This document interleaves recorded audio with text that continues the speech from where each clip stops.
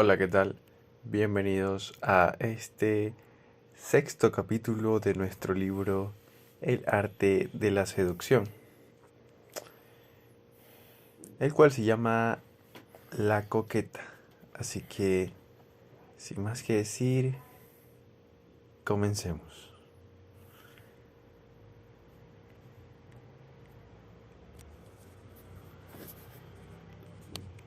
La coqueta. La habilidad para retardar la satisfacción es el arte consumado de la seducción. Mientras espera, la víctima está subyugada. Las coquetas son las grandes maestras de este juego, pues orquestan el vaivén entre esperanza y frustración. Azusan con una promesa de premio, la esperanza de placer físico, felicidad, fama por asociación y poder, que resulta elusiva, pero que solo provoca que sus objetivos las persigan más. Las coquetas semejan ser totalmente autosuficientes, no te necesitan, parecen decir, y su narcisismo resulta endemoniadamente atractivo. Quieres conquistarlas, pero ellas tienen las cartas. La estrategia de la coqueta es no ofrecer nunca satisfacción total. Imita la vehemencia e indiferencia alternadas de la coqueta y mantendrás al seducido tras de ti.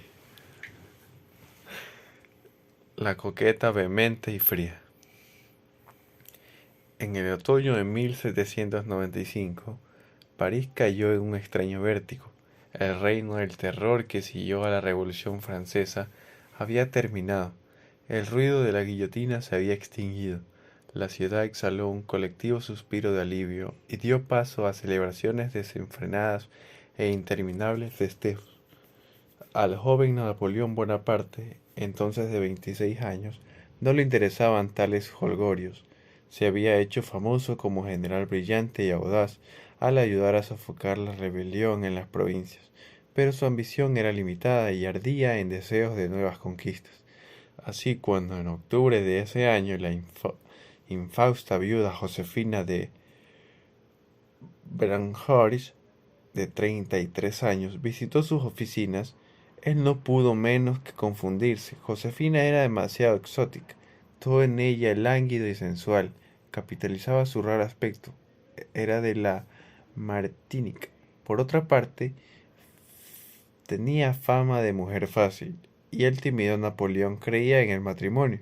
Aun así, Josefina lo invitó a una de sus veladas semanales. Él aceptó para su propia sorpresa. En la velada, Napoleón sintió completamente fuera de su elemento. Todos los grandes escritores e ingenios de la ciudad estaban ahí, así como pocos nobles sobrevivientes. La misma Josefina era vizcondesa y había escapado apenas a la guillotina. Las mujeres estaban deslumbrantes, y algunas de ellas eran más hermosas que la anfitriona, pero los hombres se congregaron alrededor de Josefina, atraídos por su distinguida presencia y majestuosa actitud. Ella los abandonó varias veces para acudir al lado de Napoleón. Nada habría podido halagar más el inseguro ego de éste. Él empezó a visitarla, en ocasiones ella lo ignoraba y él se marchaba encolerizado. Pero al día siguiente llegaba una apasionada carta de Josefina y él corría a verla. Pronto paseaba casi todo el tiempo con ella.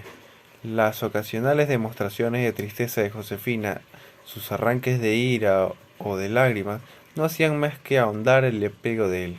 En marzo de 1796, Napoleón y Josefina se casaron. 2 días después de su boda, él partió a dirigir una campaña en el norte de Italia contra los austriacos. Eres el objetivo constante de mis pensamientos, le escribió a su esposa desde el extranjero. Mi imaginación se fatiga conjeturando qué haces.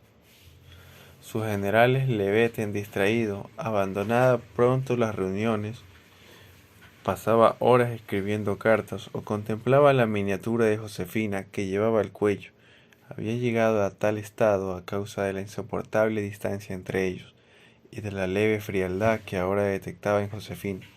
Rara vez escribía y en sus cartas faltaba pasión. No lo había acompañado a Italia, tampoco. Napoleón debía terminar rápido esa guerra para volver a su lado. Tras combatir al enemigo con celo inusual, empezó a cometer errores. Vivir por Josefina, le escribió. Trabajo para estar cerca de ti. Me muero por estar a tu lado. Sus cartas se hicieron más apasionadas y eróticas. Una amiga de Josefina que las leyó escribió. La letra era casi indescifrable, la ortografía incierta, el estilo grotesco y confuso. ¿Qué posición para una mujer? Ser la fuerza impulsora de la marcha triunfal de un ejército. Pasaron meses en que Napoleón rogaba a Josefina que fuera a Italia y ella daba excusas interminables. Al fin accedió y marchó a París.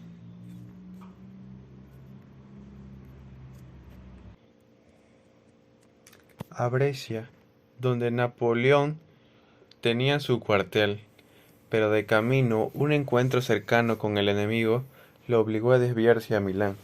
Fuera de Brescia, en batalla, al volver Napoleón y descubrir que ella se ausentaba aún, culpó a su enemigo, el general Gusmer, y juró vengarse. En los meses subsecuentes pareció perseguir dos objetivos con igual denuedo, Gusmer y Josefina. Su esposa nunca estaba donde se suponía. Llegó a Milán, corrió, corrió a tu casa, dejando de lado todo para estrecharte en mis brazos. Y no estás ahí. Napoleón se ponía furibundo y celoso, pero cuando al fin daba con Josefina, el menor de sus favores le derretía el corazón. Hacía largos paseos con ella, un carruaje encubierto, mientras sus generales rabiaban, se suspendían reuniones, órdenes y se improvisaban estrategias. Nunca, le escribió él después, una mujer había estado en tan completo dominio del corazón de un hombre. No obstante, el tiempo que pasaban juntos era muy breve. Durante una campaña que duró casi un año, Napoleón pasó apenas 15 noches con su nueva esposa. A oídos de Napoleón llegaron más tarde rumores de que Josefina había tenido un amante mientras él estaba en Italia. Sus sentimientos hacia ella se enfriaron, y él mismo tuvo una inagotable serie de amantes. Pero a Josefina jamás le preocupó esta amenaza su poder sobre su esposo. Unas cuantas lágrimas, algunas escenas, un poco de frialdad de su parte, y él seguía siendo su esclavo. En 1804, él la hizo coronar emperatriz, y si ella le hubiese dado un hijo, habría seguido siendo emperatriz hasta el final. Cuando Napoleón estaba en su lecho de muerte, la última palabra que pronunció fue Josefina. Durante la Revolución Francesa, Josefina estuvo a punto de perder la cabeza en la guillotina. Esta experiencia la dejó sin ilusiones y con dos fines en mente: vivir una vida de placer y buscar al hombre que mejor pudiera brindársela. Pronto puso los ojos en Napoleón. Era joven y tenía un brillante futuro. Bajo su serena apariencia, intuyó Josefina, él era por completo emocional y agresivo, pero esto no la intimidó, solo revelaba la inseguridad y debilidad de él. Sería fácil de esclavizar. Josefina adaptó primero sus humores. Lo cautivó con su gracia femenina, lo entusiasmó con sus miradas y modales. Él deseó poseerla y una vez que ella suscitó este deseo, su poder radicó en posponer su satisfacción, alejándose de él, frustrándolo. De hecho, la tortura de la persecución concedía a Napoleón un placer masoquista. Ansiaba someter el espíritu independiente de Josefina, como si ella fuera un enemigo en batalla. La gente es inherentemente perversa.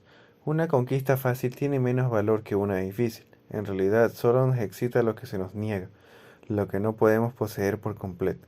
Tu mayor poder en la seducción es tu capacidad para distanciarte, para hacer que los demás te sigan, retrasando su satisfacción. La mayoría de las personas calculan mal y se rinden muy pronto, por temor a que la otra pierda interés, o que el hecho de darle lo que quiere conceda al dador cierto poder. La verdad es lo contrario. Una vez que satisfaces a alguien, pierdas la iniciativa y te expones a que él pierda el interés al menor capricho. Recuerda, la vanidad es decisiva en el amor. Haz temer a tus objetivos que te apartarás, que dejarán de interesarte y despertarás su inseguridad innata, el miedo de que, al conocerlos, dejen de excitarte. Estas inseguridades son devastadoras. Luego, una vez que se sientan inseguros de ti y ellos mismos, reenciende su esperanza haciéndolos sentir deseados de nuevo. Vehemencia y frialdad. vehemencia y frialdad. Esta forma en la coquetería es perversamente placentera, pues aumenta el interés y mantiene la iniciativa de tu lado. Jamás te desconciertes por el enojo de tu objetivo. Es signo seguro de esclavitud. Aquella que retenga largo tiempo su poder deberá servirse del mal de su amante. Ovidio.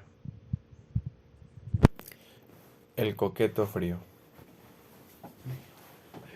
En 1952, el escritor Truman Capote, de éxito reciente en los círculos literarios y sociales, empezó a recibir una andanada casi diaria de rendida correspondencia de un joven llamado Andy Warhol, ilustrador de diseños de calzado, revistas de moda y cosas así. Warhol tenía bellos estilizados dibujos, algunos de los cuales envió a Capote con la esperanza de que los incluyera en uno de sus libros. Capote no respondió. Un día, al llegar a casa, encontró a Warhol hablando con su madre, con quien vivía. Luego Warhol empezó a telefonear casi todos los días. Al cabo, Capote puso fin a todo esto. Parecía una de esas pobres personas a las que sabes que nunca les sucederá nada. Un pobre perdedor de nacimiento, diría el escritor más tarde. 10 años después, Andy Warhol, pintor en ciernes, realizó su primera exposición individual en la Sable Gallera de Manhattan. En las paredes había una serie de serigrafías basadas en la lata de sopas Campbell y la botella de Coca-Cola. En la inauguración y la fiesta posterior, Warhol permaneció al margen, la mirada perdida y hablando poco. Contrastaba enormemente con la anterior generación de artistas, los expresionistas abstractos, en su mayoría bebedores y mujeriegos, muy bravucones y agresivos, charlatanes que habían dominado el mundo del arte en los 15 años previos. Y él también había cambiado mucho desde que importunó a Capote, lo mismo que a marchantes de artes y mecenas. Los críticos estaban desconcertados e intrigados por la frialdad de su obra. No podían explicarse qué sentía el artista por sus sujetos. Era su posición. ¿Qué intentaba decir? Cuando se lo preguntaban, él respondía simplemente: lo hago porque me gusta o me encanta la sopa. Los críticos dieron rienda suelta a sus interpretaciones. Un arte como el de Warhol es necesariamente parásito de los mitos de su época, escribió uno. Otro: la decisión de no decidir es una paradoja equivalente a una idea que no expresa nada pero que después le da dimensión. La exposición fue un grato éxito y situó a Warhol como una de las principales figuras de un nuevo movimiento, el pop art. En 1963, Warhol rentó un inmenso desván en Manhattan al que le llamó el La Factory, que pronto se volvió el centro de un vasto séquito. Acompañantes, actores, aspirantes artistas. Ahí en las noches en particular, Warhol simplemente vagaba o permanecía en una esquina. La gente se reunía en torno suyo, se disputaba su atención, le lanzaba preguntas y él respondía a su evasiva manera, pero nadie lograba acercársele física ni mentalmente. Él no lo permitía. Al mismo tiempo, si él pasaba junto a alguien, sin el usual hola, aquel quedaba devastado. Warhol no había preparado en él. Quizás estaba por ser borrado del mapa. Cada vez más interesado en la realización de películas, Warhol incluía a sus amigos en sus cintas. En realidad les ofrecía cierta celebridad instantánea. Sus 15 minutos de fama, la frase de él. Pronto la gente competía por un papel. Warhol preparó en particular a las mujeres para el estrellato. Eddie Sedgwick, Viva, Nico. El solo hecho de estar junto a él confería una especie de celebridad por asociación. La Factor se convirtió en el lugar por ser visto, y estrellas como Judy Garland o Tennessee Williams asistían a sus fiestas, en las que se codeaban a Sedgwick, Viva y los bajos fondos de la bohemia con que Warhol amistaba. La gente comenzó a mandar limusinas para que lo llevaran a sus fiestas. Su presencia bastaba para hacer de una velada un acontecimiento, aunque él se la pasara casi sin hablar, muy reservado y se marchara pronto. En 1967, él pidió a Warhol dar conferencias en varias universidades. No le gustaba hablar, y menos aún sobre su arte. Entre menos tengo que decir una cosa, opinaba, más perfecta es. Pero le pagarían bien, y siempre le costaba trabajo decir no. Su solución fue simple. Pidió a un actor, Alien Midget, que se hiciera pasar por él. Midget era de cabello oscuro, bronceado y semejaba a un indio cherokee. No se parecía nada a Warhol, pero este y sus amigos lo polvorearon y piratearon el pelo con spray, pusieron lentes oscuros y lo vistieron con ropa de Warhol.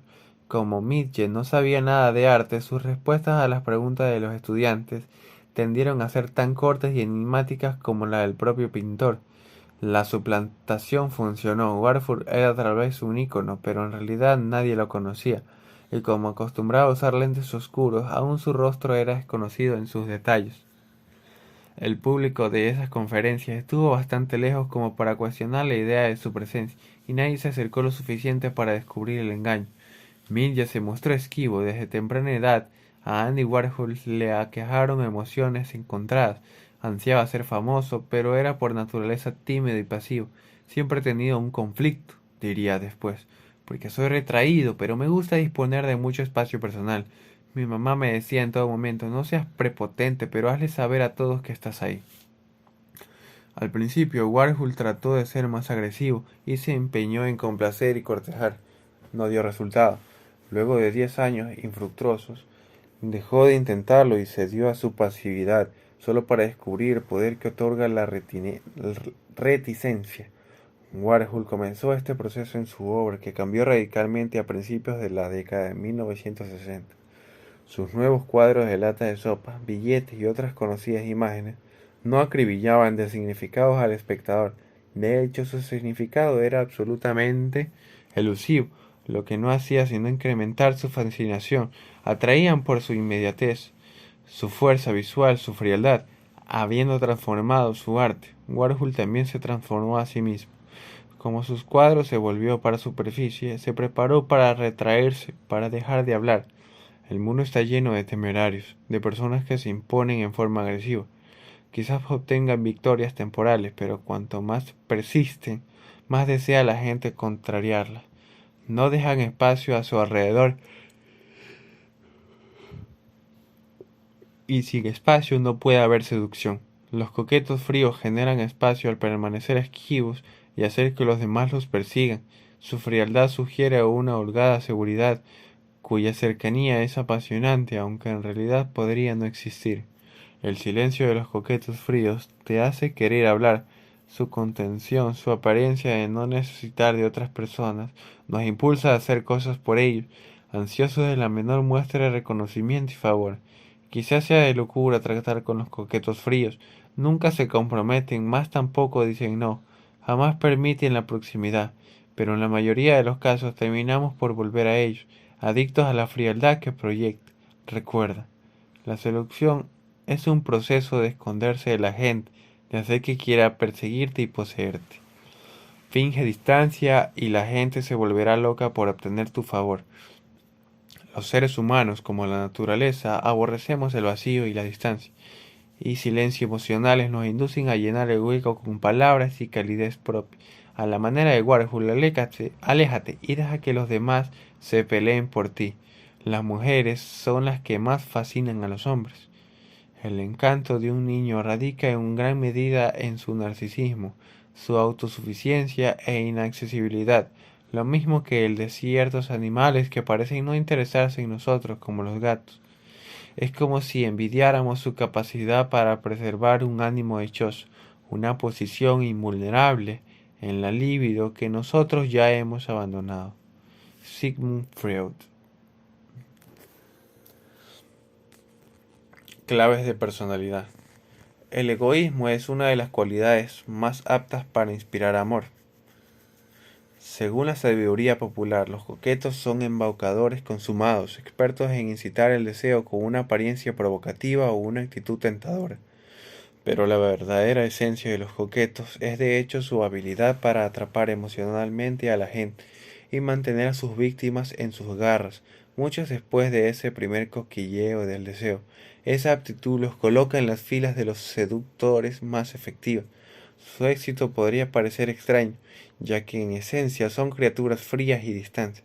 Si alguna vez conocieras bien a una de ellas, percibirás su fondo de indiferencia y amor a sí mismo. Podría parecer lógico que, habiéndote percatado de esta cualidad, abiertas las manipulaciones del coqueto y pierdas interés, pero lo común es lo opuesto. Tras años de coqueterías de Josefina, Napoleón sabía muy bien lo manipuladora que ella era, pero este conquistador de imperios, este cínico y escéptico, no podía dejarla. Para comprender el peculiar poder del coqueto, primero debes entender una propiedad crítica del amor y el deseo. Entre más obviamente persigas a una persona, más probable es que la ahuyentes. Demasiada atención puede ser interesante un rato, pero pronto se vuelve empalagosa y al final es claustrofóbica y alarmante. Indica debilidad y necesidad, una combinación poco seductora. Muy a menudo cometemos este error pensando que nuestra persistente presencia es tranquilizadora, pero los coquetos poseen un conocimiento inherente de esta dinámica. Maestros del repliegue selectivo insinúan frialdad, ausentándose a veces para mantener a su víctima fuera de balance, sorprendida, intrigada. Sus repliegues los vuelven misteriosos y los engrandecemos en nuestra imaginación. La familiaridad, por el contrario, socava lo que imaginamos. Un poco de distancia compromete más las emociones. En vez de enojarnos, nos hace inseguros. Quizás en realidad no la gastemos a esa persona, a lo mejor hemos perdido su interés. Una vez que nuestra vanidad está en juego, sucumbimos al coqueteo solo para demostrar que aún somos deseables. Recuerda, la esencia del coqueto no radica en el señuelo y la tentación, sino en lo posterior marcha atrás, la reticencia emocional. Esta es la clave del deseo esclavizador. Para adoptar el poder de coqueto debes comprender otra cualidad, el narcisismo. Sigmund Freud caracterizó a la mujer narcisista, obsesionada por su apariencia, como el tipo con mayor efecto sobre los hombres. De niños, explica Freud, pasamos por una fase narcisista sumamente placentera, felizmente reservados e introvertidos. Tenemos poca necesidad física de otras personas. Luego poco a poco socializamos y se nos enseña a prestar atención a los demás, aunque en secreto añoramos esos dichosos primeros días. La mujer narcisista le recuerda a un hombre de ese periodo y le causa envidia. El contacto con ella podría restaurar tal sensación de introversión. La independencia de la coqueta también desafía a un hombre. Él quiere ser quien la vuelva dependiente, reventar su burbuja. Es mucho más probable, no obstante, que él termine siendo su esclavo, al concederle incesante atención, a fin de conseguir su amor, y fracasar en esto. Porque la mujer narcisista no tiene necesidades emocionales, es autosuficiente, y esto es asombrosamente seductor. La autoestima es decisiva en la seducción. Tu actitud contigo mismo es percibida por la otra persona en formas sutiles e inconscientes. Una autoestima baja repele, la seguridad y autosuficiencia atraen. Cuanto menos parezcas necesitar de los demás, es más probable que se sientan atraídos hacia ti. Comprende la importancia de esto en todas las relaciones y descubrirás que tu necesidad es más fácil de suprimir. Pero no confundas ensimismamiento con narcisismo seductor. Hablar de ti sin parar es eminentemente antiseductor, ya que no revela autosuficiencia, sino inseguridad. La coquetería se atribuye por tradición a las mujeres, y ciertamente esta estrategia fue durante siglos una de las pocas armas que ellas tenían para atraer y someter al deseo de un hombre. Uno de los ardides de la coqueta es el retiro de favores sexuales, truco que las mujeres han usado a todo lo largo de la historia. La gran cortesana francesa del siglo XVII, Ninon de Enclos, fue deseada por todos los hombres eminentes de Francia, pero no alcanzó auténtico poder hasta que dejó en claro que ya no se acostaría con un hombre por obligación. Esto desesperó a sus admiradores, condición que ella agudizaba otorgando temporalmente a sus favores a un hombre, dándole acceso a su cuerpo por unos meses, devolviéndolo después a la partida de los insatisfechos. La reina Isabel I de Inglaterra llevó la coquetería al extremo. despertando deliberadamente los deseos de sus cortesanos, pero sin acostarse con ninguno. Por mucho tiempo, instrumento de poder social de las mujeres, la coquetería fue poco adaptada por los hombres, en particular los grandes seductores de los siglos XVII y XVIII, quienes envidiaron ese poder femenino. Un seductor del siglo XVII, el duque de Lauzun, era un maestro para excitar a una mujer y mostrarse distante después. Las mujeres se volvían locas por él. Hoy la coquetería no tiene género. En un mundo que desalienta la confrontación directa, el señuelo, la frialdad y el distanciamiento selectivo son una forma de poder indirecto que oculta con brillantez su agresividad. Ante todo, el coqueto debe poder excitar al objeto de su atención. La atracción puede ser sexual o la añagaza de la celebridad, sea lo que ésta implique. Al mismo tiempo, el coqueto emite señales contradictorias que estimulan respuestas contradictorias, hundiendo a la víctima en la confusión. La protagonista anónima de la novela francesa de Marvieux del siglo XVIII, Metriana, es la coqueta consumada. Para ir a la iglesia se viste con buen gusto, pero se deja el cabello un tanto desaliñado. En plena ceremonia parece advertir su descuido y empieza a remediarlo, mostrando su brazo desnudo al hacerlo. Esto no para ser visto en una iglesia en el siglo XVIII, y los ojos de todos los hombres se clavan en ella, en ese incesante. La tensión es mucho más intensa que si ella estuviese afuera o se hallara ordinariamente vestida. Recuerda, el filtreo obvio revelará con demasiada claridad sus intenciones. Es mejor que seas ambiguo e incluso contradictorio, frustrando al mismo tiempo que estimulas. El gran líder espiritual Jiddu Krishnamurti era un coqueto involuntario, venerado por los teósofos como maestro universal. Krishnamurti también era un dandy, le gustaba la ropa elegante y era muy apuesto. Al mismo tiempo practicaba el celibato y tenía horror a que lo tocaran. En 1929 escandalizó a los teósofos del mundo entero al proclamar que no era Dios ni gurú y que no quería seguidores. Esto no hizo más que incrementar su encanto. Las mujeres se enamoraron de él en gran número y sus consejeros se volvieron más devotos aún. Física y psicológicamente, Krishnamurti emitía señales contradictorias, mientras que predicaba un amor y aceptación generalizados. En su vida personal apartaba a la gente. Su atractivo y excepción por su apariencia quizás le hayan merecido atención, pero por sí mismos no habrían hecho que las mujeres se enamoraran de él. Sus lecciones del celibato y virtud espiritual le habrían producido discípulos, mas no amor físico. La combinación de estos rasgos, sin embargo, atraía y frustraba a la gente. Dinámica de la coquetería que engendraba apego emocional y físico a un hombre que rehuía esas cosas. Su apartamento del mundo no tenía otro efecto que acrecentar la devoción de sus seguidores. La coquetería depende del desarrollo de una pauta para mantener confundida a la otra persona. Esta estrategia es muy eficaz.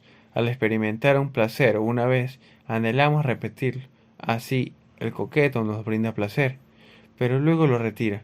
La alternancia de calor y frío es la pauta más común y tiene diversas variaciones. La coqueta china del siglo VIII, Yang Kuei-fei, esclavizó por completo al emperador Ming Huang con una pauta de bondad y severidad. Habiéndolo hechizado con su bondad, de pronto se enojaba y lo censuraba duramente por el menor error. Incapaz de vivir sin el placer que ella le daba, el emperador ponía de cabeza a la corte para complacerla cuando ella se enojaba o alteraba. Sus lágrimas tenían un efecto similar.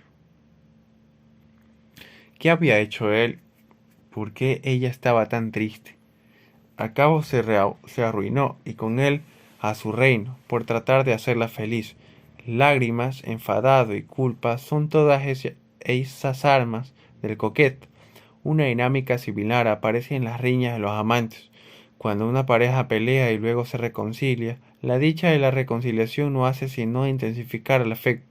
Cualquier tipo de tristeza es seductora también, en particular si parece profunda y aún espiritual, antes que menesterosa o patética, hace que la gente se acerque a ti.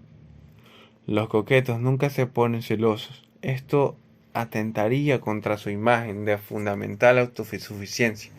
Pero son expertos en causar celos, al poner atención en un tercero, creando así un triángulo de deseo, indican a sus víctimas que quizás ya no estén tan interesados en ellos.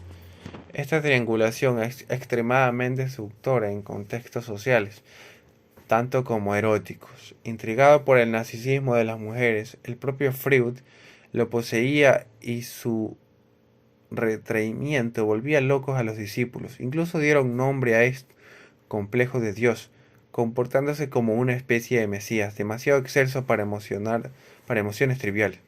Freud siempre guardó la distancia de sus alumnos, a quienes apenas se invitaba a cenar, por ejemplo, y ante quienes envolvía su vida privada en el ministerio. Sin embargo, a veces elegía un acólito en quien confiarse, Carl Jung, Otto Rank-Low, André Salomé. El resultado era que sus discípulos enloquecían tratando de obtener su favor, de ser los elegidos. Sus celos, cuando él favorecía de repente a uno, no hacía sino aumentar el poder de Freud sobre ellos. Las inseguridades naturales de la gente se acentúan en condiciones grupales. Al guardar distancia, los coquetos dan origen a una competencia por su predilección. Si la habilidad de usar a terceros para poner celosos a los objetivos es una aptitud crucial de la seducción, Sigmund Freud fue un gran coqueto. Todas las tácticas del coqueto han sido adaptadas por los líderes políticos para enamorar al pueblo. Mientras emocionan a las masas, estos líderes preservan una indiferencia interna, lo que les permite mantener el control. Incluso el científico político Roberto Michael ha llamado a esos políticos coquetos fríos. Napoleón se hacía el coqueto con los franceses, luego de que los grandes éxitos de la campaña en Italia lo convirtieron en un héroe amado. Dejó Francia para conquistar Egipto, en conocimiento de que en su ausencia el gobierno caería, la gente ansiaría su retorno y este amor serviría de base al engrandecimiento de su poder. Tras encender las masas con un discurso vehemente, Mao Zedong desaparecía mucho tiempo para volverse objeto de culto, pero nadie era más coqueto que el líder yugoslavo Josip Broz Tito, quien alternaba entre la distancia y la identificación emocional con su pueblo. Todos estos líderes políticos eran narcisistas empedernidos. En tiempos difíciles, cuando la gente se siente insegura, el efecto de tal coquetería política resulta aún más eficaz. Conviene señalar que la coquetería es extremadamente efectiva por un grupo, pues estimula celos, amor e intensa devoción. Si adoptas este papel con un grupo, recuerda mantener distancia emocional y física. Esto te permitirá llorar y reír a voluntad y proyectar autosuficiencia. Y con tal desapego podrás jugar con las emociones de la gente como si tocaras un piano. Por ejemplo, la sombra es inasible. Persigue tu sombra y huirá. Dale la espalda y te seguirá. Es también el lado oscuro de una persona lo que la vuelve misteriosa. Habiéndonos dado placer, la sombra de su ausencia nos hace ansiar su regreso, como las nubes del sol. Peligros. Los coquetos enfrentan un peligro obvio, juegan con emociones explosivas. Cada vez que el péndulo oscila, el amor cambia a odio. Así, ellos deben orquestar todo con sumo cuidado. Sus ausencias no pueden ser muy largas, su enojo debe ser seguido, pronto con sonrisas. Los coquetos pueden mantener atrapadas emocionalmente a sus víctimas mucho tiempo, pero al paso de meses o años esta dinámica podría resultar tediosa.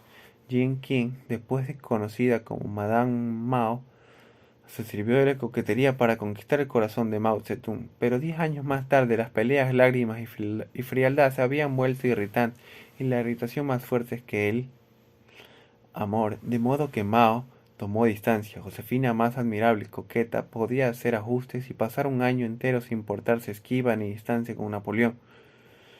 Todo se reduce a saber elegir el momento oportuno.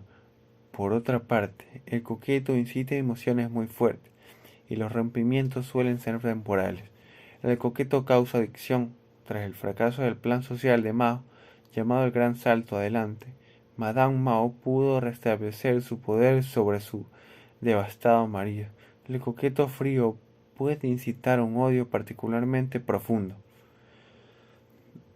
Valerie Solanas fue una joven que cayó bajo el hechizo de Andy Warhol. Había escrito una obra de teatro que lo divirtió y tuvo la impresión de que él podía llevarla a la pantalla. Se imaginó convertida en celebridad. También se dirigió contra él su creciente ira contra los hombres y le disparó 3 veces, con lo que estuvo a punto de matarlo. Los coquetos fríos pueden estimular sentimientos antiintelectuales que eróticos, menos pasión que fascinación. El odio que pueden suscitar es aún más insidioso y arriesgado porque no tiene como contrapeso un amor profundo. Así, deben comprender los límites del juego y los perturbadores efectos que ellos pueden tener en personas poco estables. Muy bien, este fue el capítulo número 6 de nuestro libro El arte de la seducción. Espero les haya gustado y les pido disculpas por ciertas trabas. Seguimos mejorando, seguimos avanzando y nada, para mí es una gran alegría saber que poco a poco hemos ido avanzando.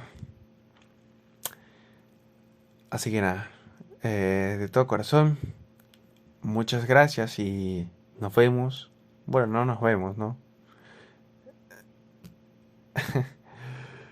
Hasta el siguiente capítulo. Cuídense mucho y lávense las manos.